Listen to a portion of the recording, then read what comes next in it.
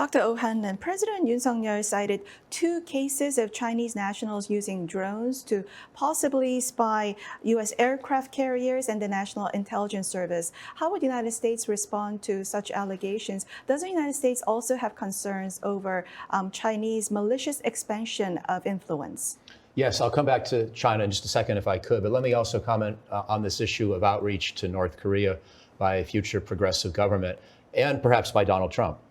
And personally, I don't have any qualms about trying, but I think it's important to keep in mind the proper sequence of events. If we draw down forces first and hope that will be a signal of goodwill, that's a mistake. That's dangerous. But if we're willing to talk about a whole different kind of vision for the future of the Korean Peninsula, and Kim Jong-un wants to have that conversation, and he's prepared to take steps to reassure us about his nuclear disarmament, among other things, then I think the dialogue is fine. But I would simply counsel Korean friends that if they ask us to leave, and we pull our forces off, I don't think we're coming back.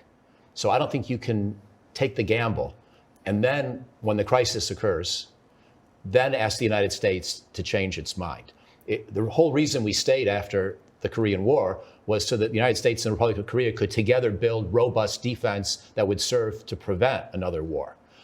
And that succeeded for 3/4 of a century. And I think we would be mistaken to throw the dice because don't forget, even though South Korea, in my opinion, has one of the 5 best militaries in the world and much better than North Korea conventionally, it's Kim Jong-un who has the nuclear weapons.